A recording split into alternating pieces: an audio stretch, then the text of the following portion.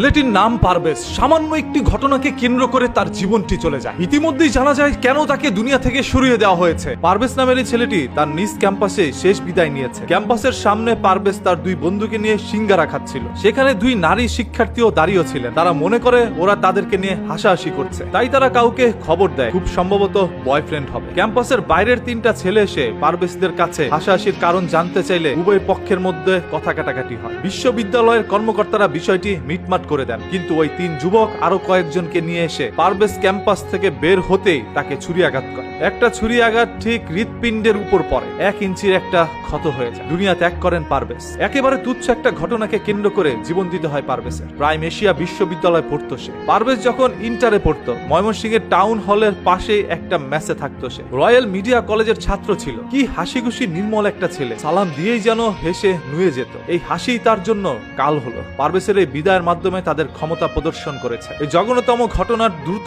বিচার নিশ্চিত করুন। ভিডিও ফুটেজ আছে অসংখ্য প্রত্যক্ষদর্শীর সামনে। সে চির নিদ্রায় ঘুমিয়ে গিয়েছেন। এখনো তার হত্যাকারীকে গ্রেপ্তার করা হয়নি। সে ঢাবি বুয়েটের ছাত্র না, এই জন্য কেউ চুপ থাকবেন না। সবাই আসামির বিচারের দাবি তুলুন। এই দেশের মধ্যে আবার দাবি না তুললে কারো বিচার হয় না। মানুষের জীবন নেওয়া এই দেশে এতটাই সহজ হয়ে গেল, যে খুশি যার জীবন নিয়ে যাবে। পারভেজের বাবা একজন প্রবাসী। সেই প্রবাসের মধ্যে বসে কঠিন পরিশ্রম করে পারভেজকে তিনি বাংলাদেশের মধ্যে পড়াশোনা করেছেন। মানুষের মতো মানুষ করে গড়ে তোলার জন্যই তার বাবার এই কঠিন পরিশ্রম। তবে আজকে হঠাৎ করে একটি আলো যেন নিভে গেল। পারভেজ তার বন্ধুদের সাথে হাসাহাসি করছিল, আর ওই মেয়েগুলো ভেবেছিল তাকে দেখে পারভেজটা হাসাহাসি করছে, যার কারণে সেই মেয়ের পরিচিত কয়েকটি ছেলেকে ফোন দিয়ে নিয়ে আসে। এসে পারভেজের সাথে বাগবিদণ্ডার মধ্যে জড়িয়ে যায়। কলেজের শিক্ষকরা বিষয়টি মিটমাট করে দিল। কিছুক্ষণ পরে পারভেজ যখন ক্যাম্পাস থেকে বেরোলো, তখনই ওই ছেলেগুলো আরো অসংখ্য ছেলেকে এনে তার উপর ঝাঁপিয়ে পড়ে, নির্মম ভাবে এই দুনিয়া থেকে তাকে সরিয়ে দেয়। ধরেই নিলাম দুইটি মেয়েকে দেখে পারভেজ হাসাহাসি করেছে, এই জন্য একটা জীবন দিয়ে দিতে হবে। ওই মেয়েগুলো কারা, ওই মেয়ের সাথে এই সকল ছেলেগুলোর সম্পর্ক কি, তাদেরকে দ্রুত বের করে আনো। এবং